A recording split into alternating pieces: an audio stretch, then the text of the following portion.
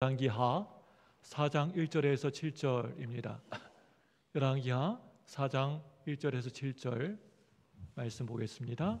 제가 가지고 있는 성경 구약성경 564쪽 즈음에 있습니다. 열왕기하 4장 1절에서 7절입니다. 찾으셨으면 우리 한 절씩 서로 교독하도록 하겠습니다. 선지자의 제자들이 아내 중에 한 여인이 엘리사에게 부르짖어 이르되 당신의 종 나의 남편이 이미 죽었는데 당신의 종이 여호와를 경외한 줄은 당신이 아시는 바니이다.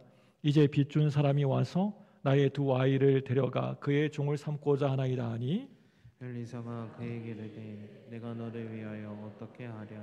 내 집에 무엇이 있는지 내게 말하라. 그가 이르되 계집종의 집에 기름 한 그릇 외에는 아무것도 없나이다 하니 이르되 너는 밖에 나가서 모든 이웃에게 그릇을 빌리라. 빈 그릇을 빌리되 조금 빌리지 말고 너는 내 두 아들과 함께 들어가서 문을 닫고 그 모든 그릇에 기름을 부어서 차는 대로 옮겨 놓으라 하니라. 여인이 물러가서 그의 두 아들과 함께 문을 닫은 후에 그들은 그릇을 그에게로 가져오고 그는 부었더니 그의 닫힌지라. 여인이 아들에게 이르되 또 그릇을 내게로 가져오라 하니 아들이 이르되 다른 그릇이 없나이다 하니 기름이 곧 그쳤더라. 같이 읽습니다. 그 여인이 하나님의 사람에게 나아가서 말하니 그가 이르되 너는 가서 기름을 팔아 빚을 갚고 남은 것으로 너와 내 두 아들이 생활하라 하였더라. 아멘. 우리 옆에 분에게 인사하겠습니다. 참 잘 나오셨습니다. 참 잘 나오셨습니다. 이렇게 하지 말라고 그랬죠? 예, 참을 길게 끌어야 돼요. 다시 한번 하겠습니다. 참 잘 나오셨습니다. 예, 아주 호흡이 딸리신 분도 계십니다. 참, 자, 네, 앞뒤로 인사하겠습니다. 사랑하고 축복합니다. 그래요. 예, 여러분 참 잘 나오신 여러분 오늘도 말씀 가운데 은혜 받으시고 돌아가시길 바랍니다. 제가 신학교 다닐 때가 무려 이제 30년이 훨씬 지났네요. 네, 그때만 하더라도 신학생들은 정말 너무나도 참 어려운 생활을 하는 사람들이 많았던 것 같아요. 그 당시에 우리 신학생들이 하는 유머가 있었습니다. 무슨 유머냐면 간장, 된장, 고추장 이 세 가지는 늘 항상 있을 것인데 그 중에 제일은 고추장이니라. 그 유머를 하면서 한바탕 크게 웃었던 기억이 있습니다. 그 시절에는요 누구나 다 힘들게 살았던 시대였어요. 밥도 제대로 먹지를 못하고 식권 그 1,000원밖에 안 되는 식권 그게 없어가지고 늘 밥을 먹지 못했던 때도 있었습니다. 수천 년 전에 오늘 본문의 시대에 신학생이 되어서 살아간다는 게 그리 쉬운 일은 아니었던 것 같습니다. 그 당시의 모습을 보면 세상은 날로 날로 악해져만 갔고 교회는 더 힘들어지고 어려워져만 가고 있었습니다. 선지자가 되겠다고 신학교에 가려고 하는 사람은 점점 더 줄어들고 있었습니다. 그런데 이러한 영적 침체기 때에 하나님의 소명을 받은 어떤 청년이 젊은이가 선지학교에 입학하게 되었습니다. 선지학교 신학대학원에 다니던 이 학생은요 원치 않는 사고를 당해가지고 아내와 두 아들을 남겨두고 갑자기 세상을 떠나게 됩니다. 남편이 죽은 후에 미망이는 유품을 이제 정리하다가 보니까 죽은 남편에게 엄청난 빚을 남겨놓았다는 것을 알게 되었습니다. 요즘으로 말하면 이 죽은 그 남편이 부목사, 교회 부목사 정도 될까요? 아니면 교육전도사 되었던 것 같습니다. 그래서 그 당시에 사회법에 따라서 두 아들이 그 빚을 갚지 못하면 이제 남의 집 종으로 팔려가게 생겼습니다. 이 미망이는 너무나도 막막해서 이 선지학교의 교장격인 엘리사 선지자를 찾아가서 부르짖습니다. 사정을 딱하게 생각한 엘리사는 이 미망인에게 내가 어떻게 하면 좋겠소? 집에 남아있는 게 뭐가 좀 있어? 그러니까 그 여인이 하는 말이 기름 한 그릇 외에는 아무것도 없다고 그렇게 얘기했습니다. 엘리사 선지자가 말합니다. 두 아들과 함께 마을에 돌아다니면서 되도록이면 그릇을 많이 빌려오시오. 그리고 두 아들과 함께 방에 들어가 방문을 잠그고 빈 그릇에 기름을 부어 보시오. 내가 시키는 대로 그대로 하시오. 시키는 대로 그대로 했더니 여러분 이게 웬일입니까? 그릇마다 부어도 기름이 줄줄 쏟아지는 것입니다. 신이 난 어머니가 이 두 아들에게 그릇이 더 없냐? 어머니 그릇이 없습니다. 이 말이 떨어지기가 무섭게 기름이 곧바로 그치게 되었습니다. 엘리사가 말합니다. 그 기름을 내다 팔아서 먼저 진 빚을 갚으시오. 그리고 남은 것으로 두 아들과 함께 힘내서 잘 사시오. 여기까지가 오늘 본문의 대략적인 내용입니다. 여러분 다 알고 있는 말씀이죠? 예. 이 본문을 가지고 우리 옛날 저희 아버지 때 같은 그 어르신들 목사님들은요, 영적 해석을 한다고 하면서요, 여기에 기름을요 무조건 성령으로 해석해 버립니다. 성경에 뭐 기름만 나오면 이건 무조건 그냥 기름 리콜 성령 그렇게 도식화시켜 버립니다. 보통 이런 식인데요. 믿음이 신앙이 침체되어서 영적 기름이 떨어졌을 때 우리 영혼에 믿음의 그릇이 텅 비어 있을 때 하나님께 나아가 부르짖어 기도하면 하나님이 그런 사람에게 성령을 부어주신다. 이렇게 옛날 목사님들은 얘기하셨습니다. 이런 식으로 설교하셨어요. 이런 설교를 두고요, 제가 신학교 다닐 적에 설교학 교수님이었던 정성구 교수님은요, 이런 해석은 성경과 전혀 상관없는 엉터리 방터리 해석이다. 그러나 은혜스러운 설교이다 라고 꼬집었습니다. 이게 전혀 신학적으로 보면 이거 맞는 해석이 아니에요. 그런데 성도님이 들을 때에는 은혜스럽잖아요. 예? 기도하면 하나님이 그 사람에게 성령을 부어줄 줄 믿습니다. 그러면 아멘 하고 너무 좋아해요. 그런데 이게 신학적이고 성경적이지가 않아요. 열왕기서는요, 이름 그대로 많은 왕들의 이야기입니다. 이 열왕이라는 게 여러 왕, 많은 왕이라는 그런 뜻이에요. 그런데 이 열왕기서의 주인공은 왕들이 아니라 열왕들이 아니고요, 엘리사 선지자입니다. 왕들이 그 시대를 이끌어가는 게 아니고요, 하나님 말씀이 그 시대를 이끌어간다라는 내용입니다. 그렇기 때문에 말씀을 아이들에게 전하는 우리 주일학교 교사들이 참 중요한 것입니다. 우리 교사들이 그 아이들을 말씀을 가르칠 때 잘 가르치셔야 돼요. 자기 생각 가르치면 안 되고요, 하나님 말씀 그대로 전하셔야 합니다.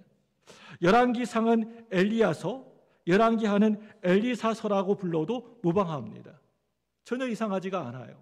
사실 성경의 많은 선지자들이 자기 이름을 두고 서신서를 그리고 역사서를 기록하지 않습니까? 뭐 사무엘서, 뭐 에스라, 뭐 느헤미야, 에스더, 욥기, 뭐 에스겔, 다니엘, 호세아 등등등 뭐 더 많습니다. 모두 다 자기 이름으로 된 성경이지 않습니까? 여기에 엘리사는 제가 방금 말씀드린 사람들 누구 못지않은 탁월한 선지자가 아니었습니까? 엘리야서, 엘리사서라는 책이라고 이야기해도 누가 뭐라고 할 사람이 아무도 없죠.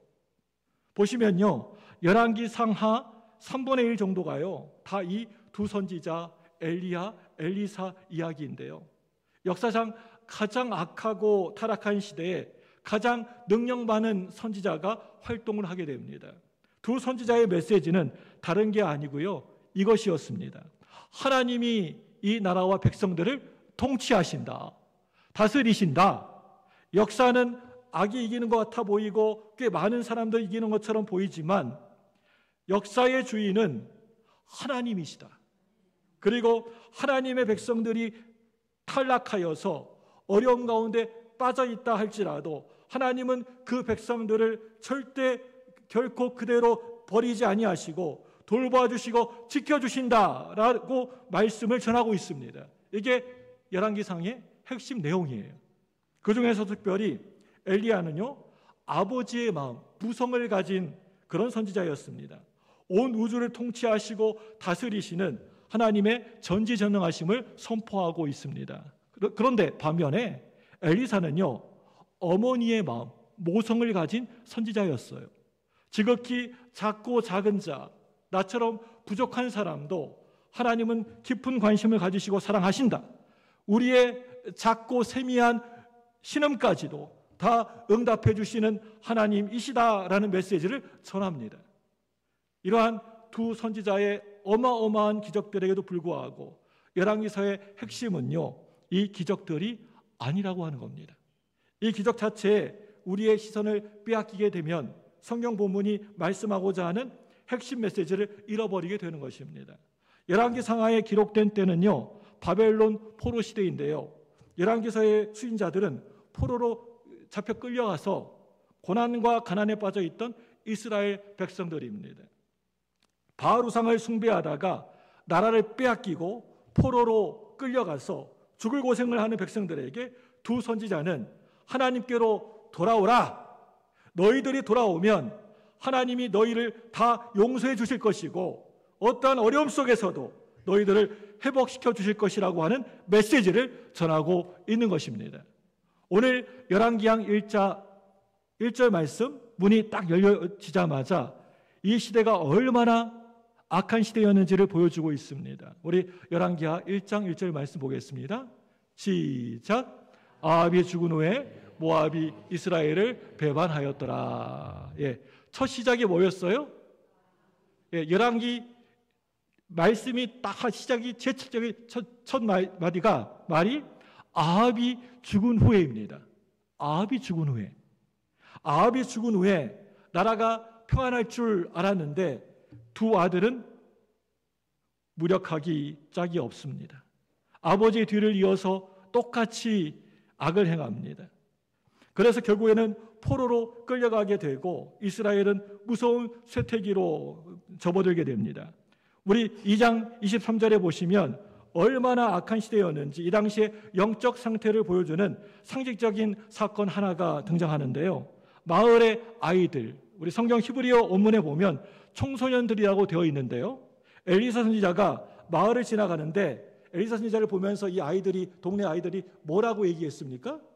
대머리여 올라가라, 대머리여 올라가라 라고 하면서 낄낄거리면서 조롱합니다. 이때 숲속에서 곰이 갑자기 나와가지고 아이들을 가기가기 찢어발겨 죽여버립니다 라고 이렇게 기록되어 있습니다. 이 구절은요, 참 이해하기가 잘 안 되는 난해 구절이라고 생각합니다. 백성들이 바알 숭배의 그 우상에 깊이 빠져서 번영과 물질주의의 그런 성공의 쾌락에 젖어 살고 있었습니다. 여기에 아이들, 청소년들은요, 어떤 학자는 바알 제사장의 자녀들이라고 하기도 하고 또 어떤 학자는 바알 제사장이 보낸 사람이라고 하기도 합니다. 막 교회를 비웃고 조롱합니다. 하나님을 무시해버리고 멸시합니다. 하나님의 선지자에게 대머리야 올라가라, 대머리야 올라가라. 여러분, 이 얘기가 무슨 얘기일까요? 왜 올라가라고 하고 있나요? 너희 스승 엘리야는 이 땅에서 꺼지지 않았느냐? 하늘로 올라갔듯이 너도 너 스승처럼 하늘로 꺼져버려라. 그런 얘기예요. 이 시대가 이렇게 영적으로 대단히 악한 시대였다라고 하는 것을 보여주고 있습니다. 여러분, 이스라엘이 멸망당한 이유가 여러분 생각에는 뭐라고 생각하세요? 왜 이스라엘이 망했을까요? 그 하나님의 백성, 택한 그런 백성들, 선민들이었는데 왜 이스라엘이 망하게 되었을까요? 그것은 하나님을 섬겨야 할 백성들이 이 세상 바알신을, 우상을 섬기고 있습니다. 번영신학에, 성공신학에, 물질주의에 깊이 빠져 있었습니다. 모든 가치관의 기준이 자신의 즐거움이었고 쾌락이었습니다. 오직 나 자신이었습니다. 자기중심주의에 빠져 살고 있었습니다. 사회적인 약자를 돌보는 대신에 늘 가진 자들은, 힘 있는 자들은 좀 더 가지기 위해서 자기 자신들보다 약한 자들을 짓밟고 빼앗았습니다. 어느 날 이 아합 왕이 왕궁에서 보니까 저 멀리에 포도가 주렁주렁 매달려 있는 포도원이 보이는 거예요. 이 포도원은 나봇이라는 가난한 서민이 농사하는 포도원이었습니다. 왕은 그 서민을 죽이고 강제로 포도원을 빼앗던 시대가 바로 이 시대였습니다. 하나님이 명하신 신명기 말씀 보시면 약자 보호법이 가득합니다. 수수 때 밭에 떨어진 곡식은 가난한 자들 위해서 줍지 말아라. 과일을 딸 때에도 가난한 자들과 나그네들을 위해서 모두 다 따지 말고 꼭 남겨둬라. 3년에 한 번씩은 11조를 한 번 더 해라. 그리고 사회적 약자들이 굶어 죽지 않도록 하라고 하는 것이 이 당시의 법이었습니다. 그런데 하나님을 사랑하고 그만큼 이웃을 사랑하라는 이 법을 어겨서 결국에는 바벨론의 포로로 끌려갔다는 겁니다. 이런 배경 가운데 오늘 본문 우리가 읽었던 열왕기하 4장 1절 말씀의 문이 열려지는데요. 4장 본문은요, 어떤 한 여인의 부르짖음으로 시작됩니다. 우리 열왕기하 4장 1절 말씀 보겠습니다. 시작. 선지자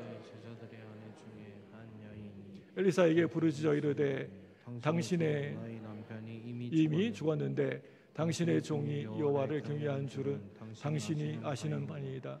이제 사람이 와서 나의 두 아들 데리고 그의 종을 삼고자 하나이다 하니, 여기에서 부르짖어라는 말이 나오는데요. 이 부르짖자라는 말은요, 히브리어로 차크입니다. 이 말은요, 목마른 사람이 너무 목이 말라가지고 물을 찾아다니면서 빠락빠락 소리 지른다, 소리친다라는 의미를 가지고 있습니다. 소낙비가 쏟아지는 날 천둥, 번개, 우레가 치는 그 소리를 의미하고 있어요. 힘없고 연약한 백성들이 임금을 찾아가서 제발 좀 우리를 좀 살려달라고 울부짖는 이 장면을 기록하고 있는 것입니다. 옛날이나 지금이나 울부짖는 것은요, 부르짖는 것은요, 약자들이 가진 최고의 무기이지 않습니까? 힘없는 우리 성도들의 무기이지 않나요? 하나님을 잘 믿고 경외하던 선지자 생도가 죽었습니다. 그래서 그 선지 생도의 두 아들이 빚더미에 깔려서 이제 다른 집에, 남의 집에 종으로 팔려가게 생겼습니다. 제발 좀 살려주세요. 제발 좀 구해주세요. 라고 부르짖고 있는 것입니다. 왜 오늘날 신앙을 가졌다는 사람들조차도 하나님이 주시는 그 은혜를 받지 못하고 온전히 누리지 못하고 늘 언제나 형식적인 신앙생활을 하고 있는 것일까요? 왜 예수 믿으면서도 신앙생활하면서 기쁨이나 행복하지 않을 것인가요? 그건요, 부르짖어야 될 만한 그 갈망이 내 마음속에서 사라졌기 때문입니다. 그러니까 무덤덤한 것입니다. 얻지 못하는 것은 구하지 않기 때문입니다. 오늘 교회에 열심히 나오는 성도들도 거룩한 갈증을, 거룩한 갈망을 다 잃어버리고 말았습니다. 그냥 왔다 갔다 무의미하게 왔다 갔다 다니는 겁니다. 우리 요한계시록 3장 17절 말씀 볼까요? 시작. 내가 말하기를 나는 부자라 부요하며 부족한 것이 없다 하니 내 공고한 것과 가련한 것과 가난한 것과 눈먼 것과 벌거벗은 것을 알지 못하는도다. 하나님에 대해서 전혀 갈망이 없는 오늘 이 요한계시록의 라오디게아 교회의 모습이 바로 그게 너 아니었느냐, 이 시대의 형식적인 성도의 모습이 아니었느냐라고 하는 그런 얘기입니다. 그릇이 텅텅 아무것도 없이 비어있음에도 불구하고 오랫동안 빠지지 않고 형식적이지만 교회 잘 다니고, 무슨 일이 있어도 주일날 교회 잘 다니고, 힘들고 어렵지만 꼬박꼬박 예배도 잘 드리고, 그러면 하나님이 당연히 나를 도와주시겠지, 하나님이 나를 잘 살도록 만들어 주셔야지, 나는 부족함이 없다라고 생각합니다. 어느 순간 하나님에 대한 갈망을 잃어버리고 말았습니다. 나는 하나님 은혜 없이는 도저히 살 수가 없어요 라고 하는 게 이게 갈망이에요. 하나님이 부어주지 않으시면 나는요 빈털터리로 살 수밖에 없어요 라고 하는 게 그게 갈망이에요. 이런 사람만이 부르짖습니다. 이런 사람이 많이 하나님을 찾아오는 것입니다.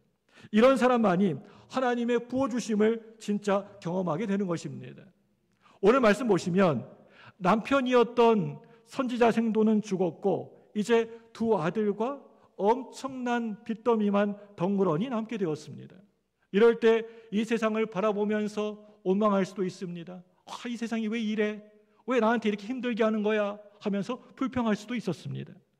야 이것들아, 왜 태어났니 너희들? 우리 같이 죽자. 같이 그냥 확 죽어버리자 라고 할 수도 있었습니다. 두 아들을 종들로 끌려가겠다고 찾아온 빚쟁이들 앞에서 드러누워서 야 뱃째라 없어 뱃째라 라고 할 수도 있었을 겁니다. 그런데 이 여인은요, 오늘 말씀 보니까 어떻게 했나요? 불평하고 원망했나요? 뱃째라고 했나요? 어떻게 했습니까? 이 여인은요. 말씀은 보셨습니까? 이럴 때 사람을 찾고 세상을 찾아가는 게 아니고요, 이 여인은 하나님을 찾고 있습니다. 다른 거 붙잡지 않고 하나님께 나아가 하나님 붙들고 있습니다. 하나님의 종 엘리사 선지자를 찾아와서 부르짖고 있습니다. 이럴 때 이 여인은요, 시편 50편 15절 말씀을 기억했습니다. 우리 시편 50편 15절 볼까요? 시작. 환난 때에 나를 부르라. 내가 너를 건지리니 내가 너를 영화롭게 하리로다. 이 말씀을 이 여인이 기억했습니다. 환난 날에 나를 부르라. 내가 너를 건지리라. 예, 우리가 부르면요, 하나님이 귀 기울여 우리의 부르짖음을 들으시고 내가 너를 건져주겠다라고 하시는 겁니다. 이 말씀이 기억났던 거예요. 저와 여러분이 살아가면서 어떤 힘들고 어려운 환난과 고난을 당할지라도 하나님께 찾아와서 부르짖어라. 능히 내가 건져주겠다. 할렐루야. 이게 하나님의 말씀입니다. 이렇게 찾아와서 부르짖는 이 여인에게 엘리사는 뭐라고 하고 있나요? 우리 열왕기하 4장 2절 말씀입니다. 시작. 엘리사가 그에게 이르되 내가 너를 위하여 어떻게 하랴? 내 집에 무엇이 있는지 내게 말하라. 그가 이르되 계집종의 집에 기름 한 그릇 외에는 아무것도 없나이다 하니. 뭐밖에 없다고요? 달랑? 집에 기름 한 병 외에는, 한 그릇 외에는 없다고 얘기하고 있습니다. 내가 너희를 위해서 너를 위해 어떻게 하랴? 어떻게 해주랴? 이 말은요, 우리가 이 말씀을 얼핏 잘못 들으면요, 날 보고 어쩌라고, 요즘 애들 잘하잖아요. 어쩌라고 이렇게 들리지 않습니까? 그런데 이 말은요, 전혀 그런 말이 아니에요. 대단히 긍정적이고 적극적인 응답입니다. 내가 너에게 무엇이든지 다 해주고 싶다라는 표현입니다. 하나님은 무엇이든지 해주고 싶을 뿐만이 아니고 무엇이든지 다 해줄 수가 있다는 것입니다. 이게 바로 우리를 향한 하나님의 마음이요, 하나님의 응답인 줄로 믿습니다. 문제를 안고 온 당신의 자녀를 향한 하나님의 긍휼하심인 줄로 믿습니다. 하나님이 이 시간 저와 여러분들에게 이렇게 말씀하십니다. 내가 너에게 무엇을 해주련? 내가 너에게 뭘 해줄까? 여러분 믿으십시오. 하나님은 무엇이든지 뭐든지 해줄 수 있으신 분이십니다. 믿습니까? 오늘날 기적이 사라진 게 아니고요, 이 기적을 믿는 순수한 믿음이 나에게 없기 때문에 우리는 기적을 경험하지 못하는 겁니다.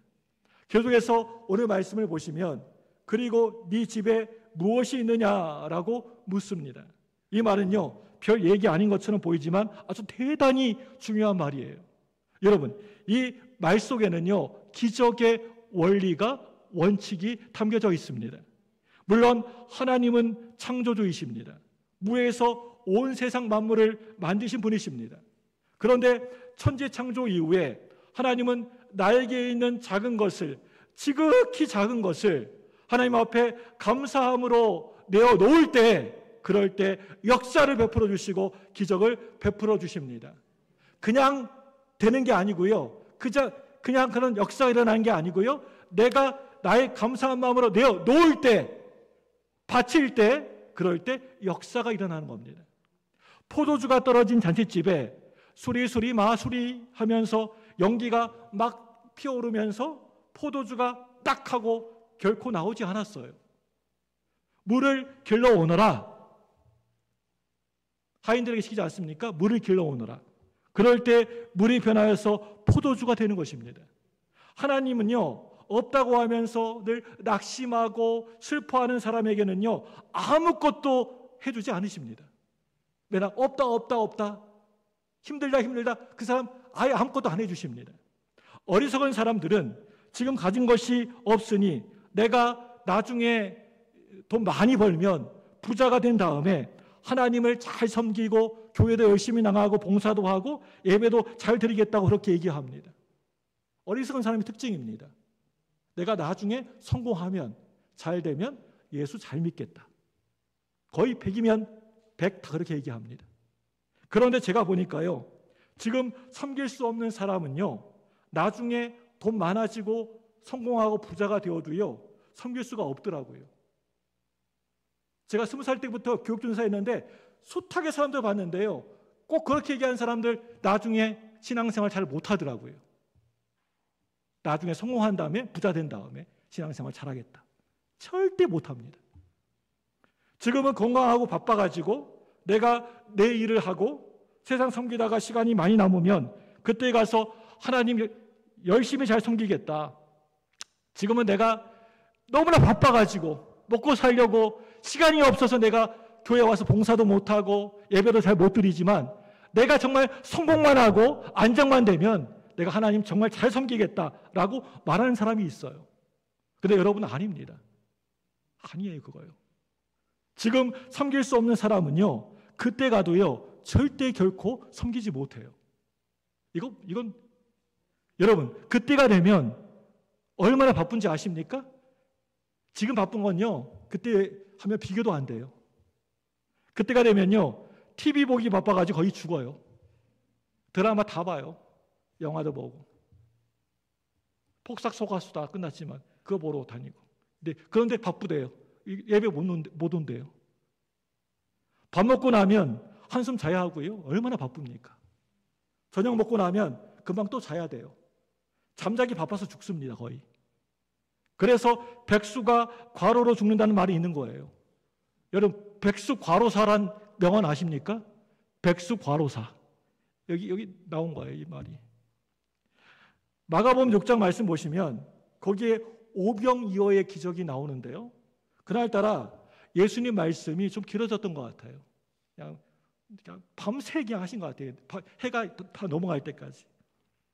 다들 점심도 못 먹었는데 해가 막 서산으로 뉘엿뉘엿 넘어가고 있습니다. 사람들이 너무나 말씀을 듣다가 배고파서 거의 쓰러지기 직전이에요.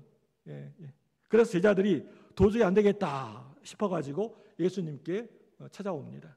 예수님, 이 사람들을 빨리 마을로 돌려보내서 배고프니까 각자 뭔가 사 먹게 하고 오게 합시다. 그때 예수님이 너희들이 가진 게 뭐가 있느냐? 그래서 뭐가 있나 하고 살펴봤더니 어떤 그 조그만 어린아이 하나가 도시락 하나를 가지고 온 거예요. 보리떡 5개와 물고기 2마리예요. 어린아이가 보리떡 5개, 물고기 2마리를 예수님께 드렸더니 그 도시락 하나로 5,000명이 넘는 사람들이 먹고도 남게 되었습니다. 하나님이 모세를 부르셨습니다. 40년 동안 종살이하던 내가 뭘 가졌다고 아무것도 없는데 내 몸이 이제 늙었는데 내가 어떻게 이 백성을 데리고 가나안 땅으로, 약속의 땅으로 인도할 수 있겠습니까? 그러자 하나님께서 이 모세에게 묻습니다. 지금 네 손에 있는 게 그게 무엇이냐? 그러니까 모세가 네, 양치던 지팡이 하나가 있습니다. 그걸 내려놓으라. 거기에 하나님이 임재하시고 역사하시니까 그 지팡이로 넘실넘실거리는 홍해를 가르지 않았습니까? 그 양치던 지팡이 그 하나로 반석을 치니까 거기에서 샘물이 콸콸 쏟아지지 않았습니까?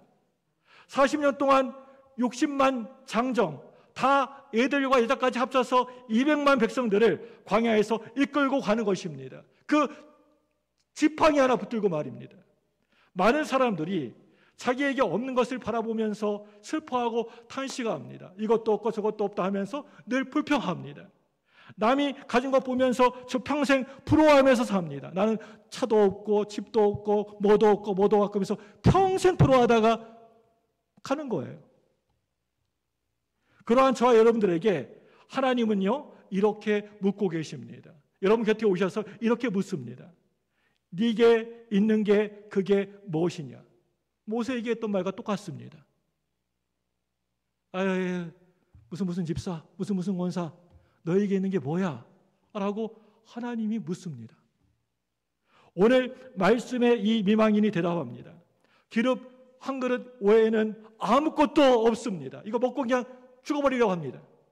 이 불쌍하고 가련한 미망인에게 엘리사 선지자는 3절 4절 말씀에서 세 가지를 말하고 있습니다. 우리 4장 3절 4절 볼까요? 시작. 밖에 나가서 모든 이웃에게 그릇을 빌리라.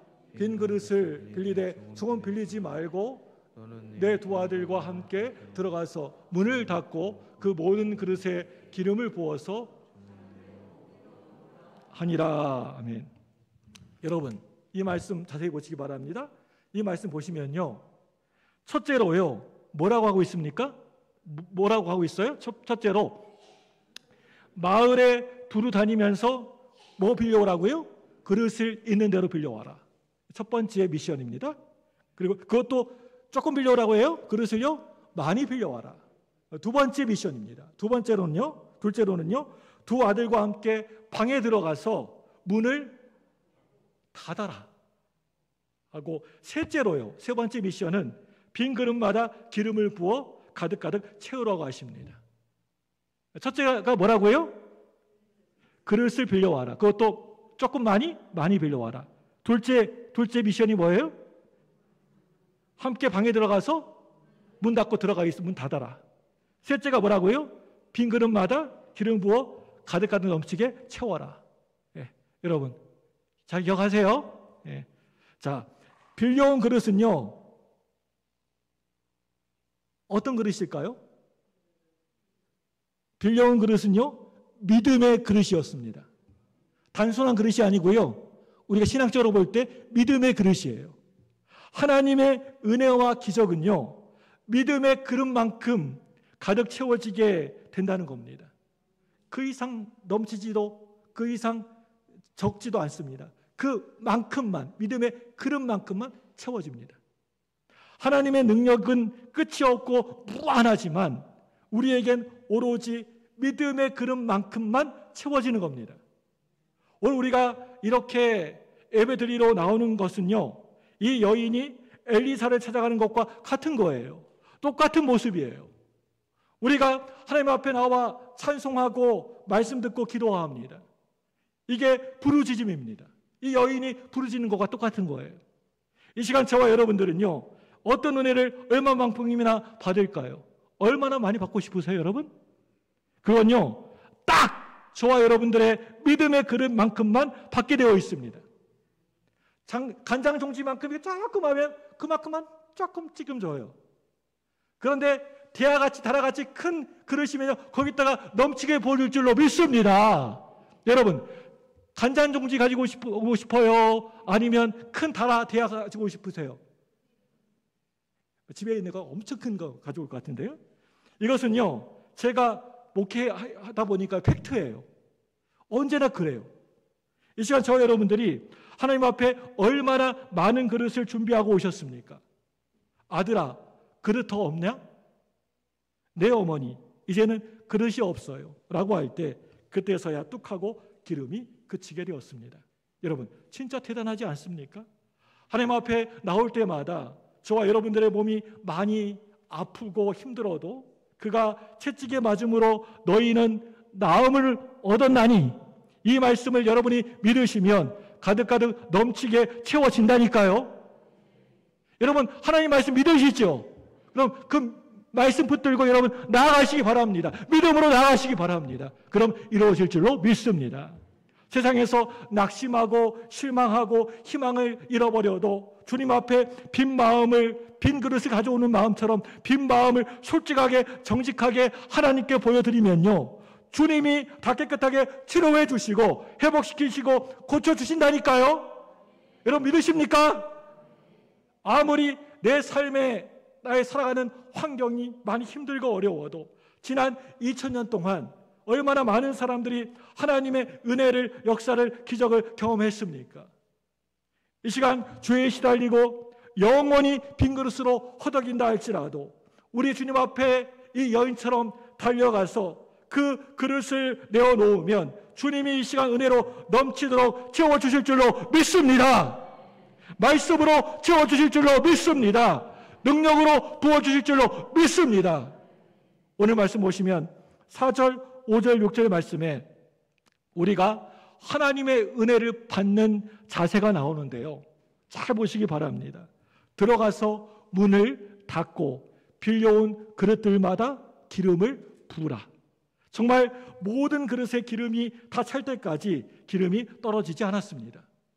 4절 보니까요, 들어가서 문을 닫고 4절에 나와 있고요, 5절에 두 아들과 함께 문을 닫은 후에, 이렇게 문을 닫으라고 하는 말이 여러 번 반복되고 있는 것을 볼 수가 있습니다.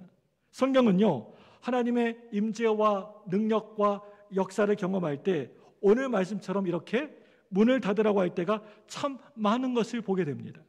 엘리야 선지자가 사렙다 여인의 아들을 살 때에도 어떻게 했습니까? 문을 닫았습니다. 그리고 엘리사가 수넴 여인의 아들을 살 때에도 역시 문을 닫으라고 했습니다. 예수님이 야이로의 딸을 살리실 때에도 문을 닫으십니다. 신약성경 보시기 바랍니다. 문을 닫으세요. 이러한 귀한 사역을 행하시면서 모든 사람들이 다 보는 앞에서 공식적으로 행하셨다라 할지라도 하나님께 충분히 영광이 되었을 법도 한데 왜 이렇게 문을 닫으라고 자꾸만 그렇게 말씀하시는 걸까요? 그냥 공개하게 다 보는 앞에서 하면 와, 하나님 대단하시다, 진짜 정말 대단하다, 놀랍다 이렇게 할 텐데 왜 문을 닫았고 할까요? 왜 그러는 걸까요? 하나님을 믿지 않은 사람들이 그 기적을 보면 아, 진짜 하나님이 살아계시는구나, 하나님이 역사하고 계시는구나 라고 전도가 되었을 것인데 왜 문을 닫으라고 말씀하셨을까요? 생각해 보셨습니까, 여러분? 하나님은 이 신령한 일을 은밀하게 믿음 있는 사람에게만 행하기를 원하셨던 것입니다. 이 여인의 이 신비로운 경험은요, 무슨 자랑거리도 광고거리도 아니었습니다. 떠벌릴 일도 아니었습니다. 이 여인은 기적 사역자로 높이 세기 위한 관문도 아니었습니다. 아마 동네 사람들에게 문을 활짝 다 열어놓고 이 광경을 다 사람들이 보았다면 너무나도 자기 집으로 막 달려가서 그릇들 들고 와서 여기에다가 부어주라고 하면서 난리법석을 떨었을 것 같습니다. 하나님이고 믿음이고 없이 난장판이 되었을 거예요. 기름 얻으려고. 그리고 기름병에 신령한 능력이 있는 줄로 알고 이 여인을 그냥 죽여버리고 기름병을 빼앗으려고 하는 사람도 분명히 있었을 것입니다. 아, 이 기름병은 정말 넘치는 기름병이야. 이거 하나 있으면 우리는 이제 평생 부자로 살 수 있어. 차고차고 계속 기름이 넘쳐 하면서 그런 생각했을 겁니다. 조그만 기름 그릇에서 계속 기름이 쏟아져서 준비된 그릇마다 다 기름이 채워질 때 막 손이 벌벌벌 떨리고 심장이 멎을 것 같은 그런 감동이 밀려왔을 것입니다. 꿈꾸는 것처럼 흐르는 기름만큼이나 눈물이 저절로 두 눈에서 흐릅니다. 두 자식, 지금까지 밥 굶기지 않겠다고 몸부림치던 지난 날이 주마등처럼 스쳐 지나갑니다. 빚쟁이들이 집에 쳐들어와가지고 두 자식 끌어가겠다고 종으로 팔겠다고 으름장 놓을 때 떨리고 요동치던 심장이 지금 기쁨으로 다시 뛰고 있는 것입니다. 지난날 방문을 꼭 걸어잠그고 두 아들 가슴에 이렇게 두 아들을 끌어안고 어쩌나 우리 아들들 어쩌나 우리 아들 못난 아비 못난 어미 만나가지고 이런 꼴 당하는구나. 지금 이 시간에 상처를 싸매주시고 서러움을 바꾸어 주시고 흐르는 눈물을 닦아주신 하나님을 지금 경험하고 싶으십니까? 흐르는 기름은요, 성령의 기름이 되어서 지금 이 가족을 치유하고 있었던 것입니다. 얘들아 이제 너희들 종으로 팔려가지 않고 엄마랑 같이 살게 되었구나. 엄마 이제 우리 남의 집에 가서 종으로 안 살아도 되는 거예요? 그럼 그렇고 말고 온 가족이 하나님을 찬송하며 하나님께 영광을 올립니다. 그 두려움이 변하여 내 기도 되었고 전날의 한숨 변하여 내 노래 되었네. 아마 그때 이 찬양이 없었을 것 같은데 만약 이 찬양이 있었으면 이 찬양 불렀을 것 같아요. 여러분, 이러한 역사적인 전환점이 바로 오늘 이 시간 이 예배가 되시기를 축복합니다. 두려움이 변해서 기도가 되고 또 한숨이 변하여서 노래가 되는 예배가 되기를 바랍니다. 우리가 이 땅에 살아가던 어느 날 사랑하는 자녀들과 함께 이렇게 신령한 하나님의 임재를 경험할 수만 있다면 여러분 얼마나 그거 정말 귀한 일 될까요? 내 자녀들 평생 잊지 못할 하나님 경험이 될 것입니다. 손이 벌벌벌 떨리고 심장이 떨리는 경험, 부으시고 또 부으시는 하나님 사랑의 경험이 얼마나 그거 귀한 경험입니까? 마지막 7절 말씀입니다. 우리 4장 7절 읽어보겠습니다. 시작. 그 여인이 하나님 앞 너는 가서 기름을 팔아 빚을 갚고 남은 것으로 너와 내 두 아들 생활하라 하였더라. 아멘. 뭐라고 얘기합니까? 기름을 팔아서 빚을 갚아라. 너는 더 이상 종으로 살 존재가 아니다. 주 안에서 자유자가 되었다. 그리고 남은 기름으로 너와 네 아들들이 먹고 생활해라. 그래 잘 살아라. 우리 예수님은요 마귀에게 끌려가서 죄의 종이 되어서 살아갔던 저와 여러분 우리를 자유하게 해주셨습니다. 너의 모든 죄값을 내가 다 감당했다. 너의 모든 빚을 내가 다 감당했다. 그러니 너희들 자유해라. 세상을 살아가면서 세상을 채우면서 살라고 말씀하십니다. 저는요 늘 이렇게 간절히 기도합니다. 주여 나의 빈 그릇을 채워 주옵소서. 우리 광주문학교회 성도님들의 빈 그릇을 가득 채워 주옵소서. 희망의 그릇으로, 복음의 그릇으로, 믿음의 그릇으로, 용서와 사랑의 그릇으로 가득 채우는 우리 교회가 되게 하여 주옵소서. 우리 주일학교 교사가 되게 하여 주옵소서. 우리 교사들 되게 하여 주옵소서. 기도하겠습니다. 이 시간 두 손을 번쩍 드시고 저를 한번 크게 따라